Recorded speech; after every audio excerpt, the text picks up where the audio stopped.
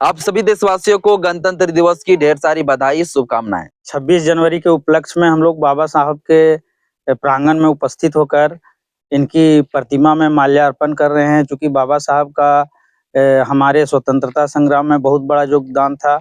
उन्होंने समाज के लिए बहुत सारे ऐसे काम किए जिनके लिए हम लोग विवश होकर बाबा साहब को याद करने पर मजबूर होते हैं और आशा करते हैं हम सभी बाबा साहब के कारवां को आगे बढ़ाएंगे, इसी तरह बढ़ाते रहेंगे। इसी तरह हम लोग आगे संगठित होकर एक सूत्र में बंध कर बाबा साहब के कारवां को आगे ले चलेंगे।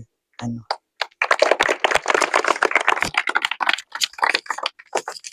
आपके प्रांगण में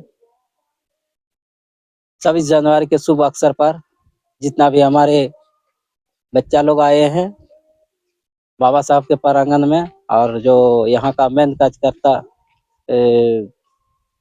कीर्ति सर जो है और हमारे शिक्षक, बहुत बहुत धन्यवाद हमारी तरफ से।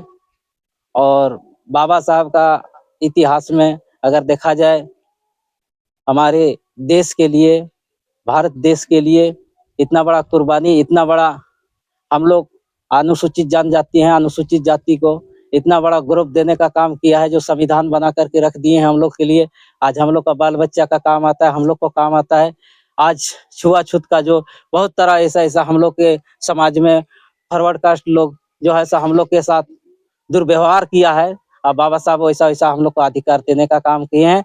इसलिए बाबा साहब को हम धन्यवाद और हमारे यहाँ का बच्चा लोग धन्यवाद। इतने बोल करके समाप्त करते हैं। जय हिंद।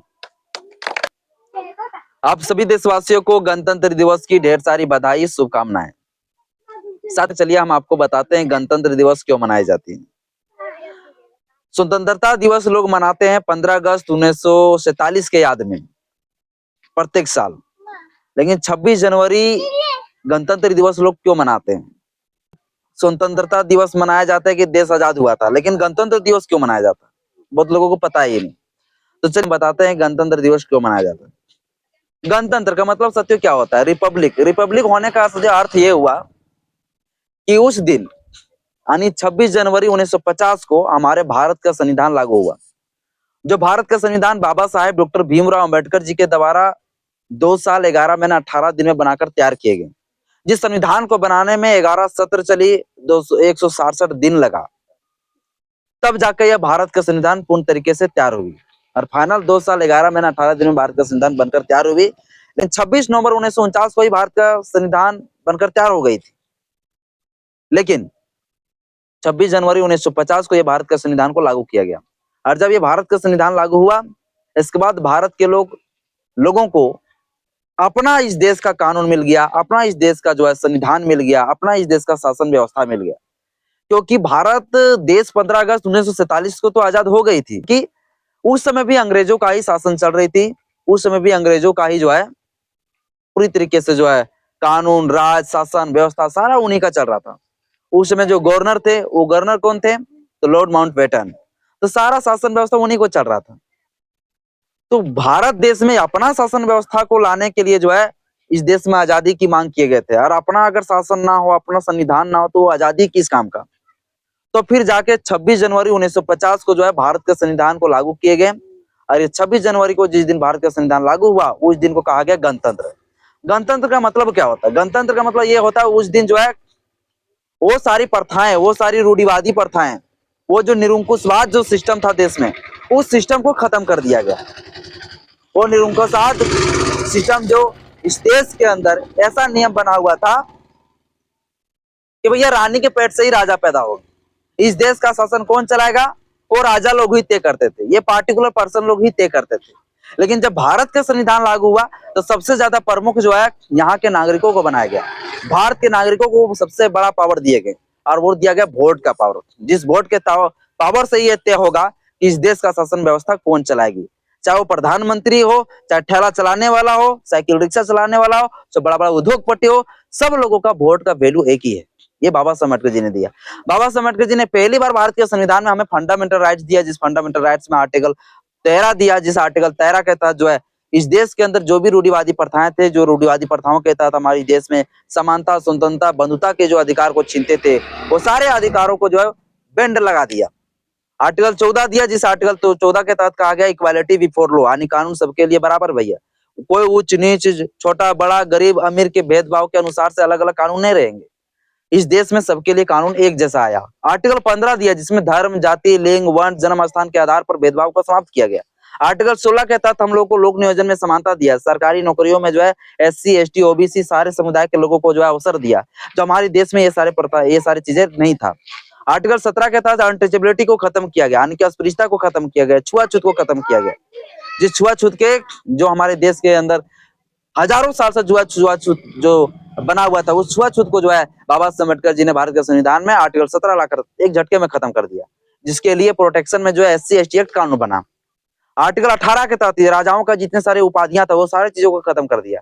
आर्टिकल 19 में हम लोगों को जो है अभिव्यक्ति की आजादी दिया, बोलने का आजादी दिया, कहीं भी बसने का अधिकार दिया, कहीं भी घूमने का आजादी दिया, कहीं पर जाके हम लोग को घर बनाने का आजादी, कहीं भी जाके हम लोग व्यापार करने का अधिकार दिया। आर्टिकल 19 के तहत। आर्टिकल 20 के तहत हम लोगों को जो है अपराधों में अगर किसी भी व्यक्ति को अगर ऊपर कोई FIR हो जाती है, कोई मामला दर्ज हो जाती है, केस हो जाती है, तो वैसे व्यक्तियों को प्रोटेक्शन की बात आर्टिकल 20 में दिया गया। इस प्रकार से आर्टिकल 21 में हम लोग को जो है लाइफ एंड लाइबर्टी का अधिकार दिया गया, जिसमें हमको जीवन का अधिकार दिए गए। हम लोग को आज अगर हॉस्पिटल की व्यवस्था अगर सरकार अगर करती है, शिक्षा अगर हम लोग को आज दिया जा रहा है निःशुल्क, तो ये आर्टिकल 21 के तहत ही आ पाया, जो आर्टिकल 21 जो है बाबा साहब डॉक्टर भीमराव अम्बेडकर जी ने दिया। आर्टिकल 21 में तहत जो है शिक्षा को मौलिक अधिकार बना दिया कि भैया 6 वर्ष से 14 वर्ष के बच्चे को निःशुल्क शिक्षा देना पड़ेगा, जिसके लिए आज हमारे बच्चे क्या सरकारी विद्यालय में निःशुल्क पढ़ाई कर पाते हैं। तो ये सारा कुछ बाबा साहब अम्बेडकर जी के द्वारा दिए गए संविधान की वजह से ही हो पाया है। आर्टिकल 243D के तहत ये हमारे स्थानीय निकाय चुनाव में, पंचायत में और जो नगर परिषद होते हैं, वहां पर जो है वहां पर रिजर्वेशन की व्यवस्था किया गया SC, ST लोगों के लिए। 330, 332 के तहत लोकसभा में जो है और विधानसभा में जो है रिजर्वेशन की व्यवस्था की गई SC, ST के लिए, जिसके लिए आज हम लोग देख सकते हैं, चाहे वो लोकसभा हो, चाहे राज्यों को विधानसभा हो, वहां पर आज SC, ST लोग को अगर प्रतिनिधित्व मिला है, तो ये बाबा साहब अम्बेडकर जी के संविधान के ताकत से ही हो सका है। वरना इस देश के अंदर जो गवर्नमेंट ऑफ इंडिया 1935 था, उस कानून के तहत जो कुछ भी हमारे देश के नागरिकों को कोई कहीं पर प्रतिनिधित्व नहीं था, सिर्फ एक पार्टिकुलर पर्सन को था। ये सारे चीजों को जो है निरंकुशवाद प्रथाओं को खत्म कर दिया और बाबा साहब अम्बेडकर जी ने कहा कि जाओ अपने देश, अपने घर के दीवारों पर लिख दो कि हम इस देश का शासक है। और उस दिन कहा कि भैया आज मैं उस नारी का जो है पेट का मैं नसबंदी कर दिया हूं, जहां से रानी के पेट से राजा पैदा होता था, उस रानी का पेट का मैं नसबंदी कर दिया। मतलब अब जो है रानी के पेट से राजा पैदा नहीं होंगे, बल्कि हाथ से, लोकतंत्र से और वोट के ताकत से ये तय होगा कि इस देश का शासक कौन बनेगा।